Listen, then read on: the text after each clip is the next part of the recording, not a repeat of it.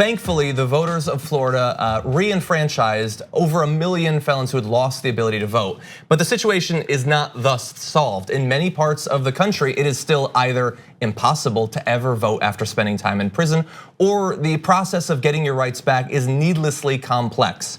And I want to invite to the show now someone who has experienced this process. Comedian Felonious Munk, welcome to the show. Yeah, it's hi. Hi. It's great to have you here. It's great to be here, and as I said off air, it's great to also be able to vote and make decisions that affect people. You guys be nice to me. Yeah, it's the idea that you can't ever vote just seems on its face ridiculous, right? Like how can a person who is being taxed and working and participating in every other part of this country not able to participate in determining who's going to govern it? But 13th Amendment, right? It's a lot of stuff that we need to unpack. And so shout out to AOC. It's good to have people now who are participating. It's great to see what's going on in Florida, and it's scary if you're a Republican in Florida to see this many people now enfranchised again. So Virginia, same thing. We're coming for you. And I'm the worst of the worst, so. Oh my goodness. Well, look, you talked about how scary it is for some in Florida. I mean, DeSantis seemed like he was going to try to stop this from going into effect, but thankfully there was a public outcry, and so he was stopped from doing that. So I want to talk about your experience in particular. So you spent time in prison, you came back out.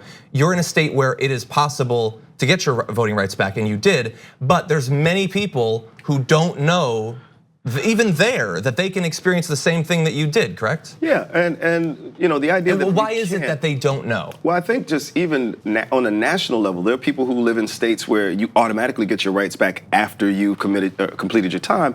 And there's this idea, we've all been conditioned to believe that you're a felon, felons can't vote. I don't know where that originated, but that's not true except in a very few states. In fact, there are 2 states where you can vote while you're still in prison. There are multiple states that the second you get out, Vermont and Maine, you can get out. And there's several states that the second you're out of prison, you can vote. There's several states that the second you're off parole or probation, you can vote immediately. So Virginia is one of those weird states where you have to apply for it. But up until maybe 3 years ago, if you applied, there were only 2% of the people who applied received their rights back. All of a sudden, in the last 2 or 3 years, it's just a flood of people getting their rights back. And I was one of those guys. I literally just applied online. I didn't do anything special. I didn't call in a favor. The Rock didn't love me. He probably does, but that's not what happened. I just applied online on their restored.whatever website, and it happened. And the second part to that is you can also apply to get your gun rights back. It's not just this one-stop thing. You can vote. You can get all of your rights back, but we are all conditioned to believe that felons can't. And it literally, I cried like a gangster baby, because I'm still a gangster. You know what I mean? But a gangster baby. Still have feelings. But that was powerful for you. It was absolutely powerful. It's been 20 plus years. I've been home 21 years. And I was under the impression that this never happens. Wow. And so when you find out, I missed both Barack Obama elections, right? That's an election that you want to participate in. I missed 2016, a chance to vote for potentially the first woman president. And of course, we ended up with a guy with, who that guy is. I've heard about him. We've heard. He's on the news occasionally. And so now I have an opportunity to help get that guy out of office. That's as important as anything I've done other than being a parent to 2 amazing kids. Love you, kids, really. If you see this online, I do care about you. You were talking about people not knowing. You told a story about a friend, right? Who noticed your post. Tell that story. Yeah, so my friend Nathaniel is, he sent me a DM on Instagram, and he goes, hey, what's the website to check? What do I need to do? No, he didn't say to check. He said, what's the website? I need to start this process today. 30 minutes later, he sends me another message and goes, does this mean I have my rights back? And it said restored already. His rights had been restored in 2017. He didn't know that because none of us knew to check. And so that's how big just getting the information out there. This is huge. Just being here today, giving an opportunity to get all of your viewers who are out there watching, if you have a family member, have them check. Right. They may have their rights back, right? They may already be able to participate in what, for a lot of people, it's like, oh, well, my voice doesn't matter. Well, part of the reason our voices don't matter is because so many of us have been disenfranchised who believe like others believe. Yeah. And if you give us the franchise back, Yeah. Again, I think Florida goes from being, reddish purple to clearly blue. Virginia could go, again, another toss-up state goes from reddish purple to clearly blue. Yeah. Imagine a Kentucky a blue Kentucky. Imagine a blue Texas. Imagine all of these states where people have been disenfranchised, all of a sudden enfranchised again. Yeah. What does that do to the future of our national elections going forward? So I'm out here I'm absolutely, politicking for my guy every time. And I don't know if you could see this color, but that's the way I'm going. All the way down ticket, buddy. Feel how you feel. You see it? Feel how you feel. Feel how you feel. I could fight too still. Nothing's changed. Don't ever think that just because I'm free, I eat for everybody. EA Sport, these are in the game, buddy. It's not what you want. I'm still a comedian at the end of the day. I noticed actually.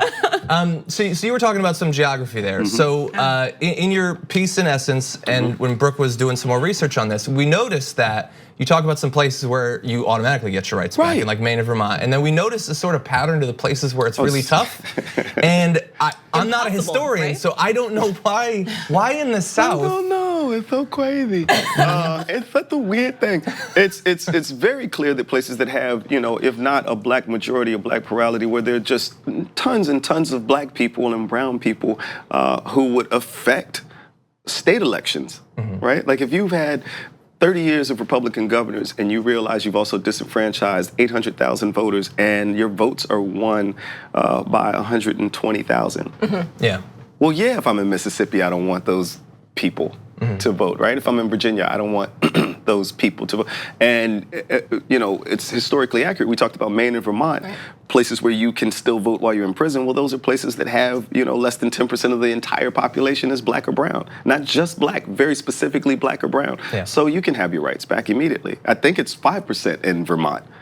So yeah, I mean, if you get locked up, you can still vote because we don't want a white guy who owns property when he comes out of prison to not have his vote. Yeah. But you over there, Jamal, you shouldn't vote. And so, yeah, if you go to Alabama, Mississippi, North Carolina, Virginia, Georgia, Florida, until very recently, yeah, you can't vote. Yeah. And it's not because you're a felon, it's because you're a black or brown felon. And you guys can't beat me up so I can say what I want to say. Just whatever. It is interesting though, kind of on the same lines as the places where it's the hardest to vote, but also maybe kind of the same reasoning why the places where it is easiest to get, not easiest, but where you can potentially get your voting rights restored, people don't talk about it. You mentioned parole officers don't talk about it. Yeah. Well, I mean, it's not advertised. Yeah, I mean, if the entire thing, the entire process of being incarcerated is to dehumanize you, right? And so people go, well, it's your fault. Okay, well, that's fine. But once you walk into that building and they tell you to squat and cough and take your clothes, these are things that in your brain right now, if I said, Brooke, 10 minutes from now, squat and cough, you're like, oh no. Yeah. It's right? exactly how it would look. And then she would immediately, oh no. Exactly how Monk, that's just weird. So imagine having your name taken away and being given a number, right? And then the very first thing they do is to say, take all your clothes off, turn around and expose the most vulnerable part of yourself, cough, and then from henceforth and forevermore, this is who you are to me. And this is our relationship. So, going forward, having a parole or probation officer who doesn't give you information that's gonna benefit you isn't weird. Yeah. That makes perfect sense because you're not a person. You are an inmate or an ex-felon or, Felonious Munk is a joke. It's a play on the idea that, this is where I came from, but it's also an acknowledgement of how a lot of people will see me no matter what I do. Again, been home 20 years. Still, the number of stories that are written about me that are based on what I did 20 plus years ago.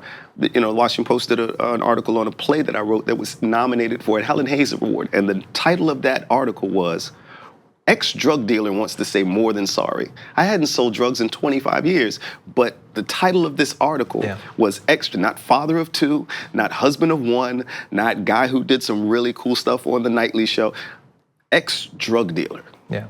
And so that's, when a parole officer doesn't give you this information, it's because they don't care about you voting or participating in society. They care about you not getting a dirty urine and keeping a job.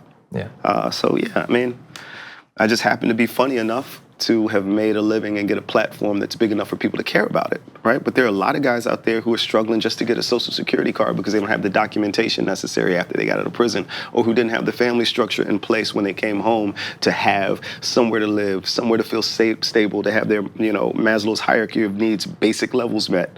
so they could do the next thing. I happen to have those things, and also to think that I'm good enough to do more than, just survive out here. Yeah.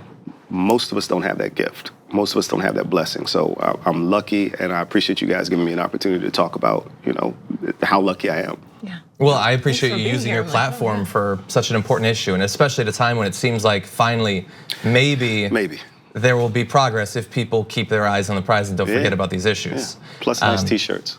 What's that? We'll talk about nice T-shirts off air. I would love to. Are you responding over t-shirts? I wear a lot on air, actually. Well, thank you so much for coming in. Yeah, thank you guys for having me. Really appreciate it. Thank you, bro. Yeah. Thank you, John. Thank you. Anytime. Thank you, people. Remember, Watch Oh yourself, my people. goodness. everyone.